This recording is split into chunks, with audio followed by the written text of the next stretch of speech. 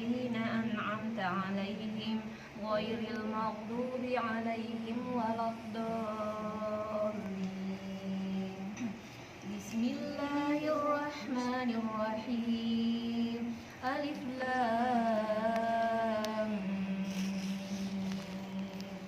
ذلك الكتاب لا ريب فيه هدى للمتقين الذين يؤمنون بالغيب ويقيمون الصلاة ومما رزقناهم ينفقون والذين يؤمنون بما أنزل إليك وما أنزل من قبلك وبالآخرة هم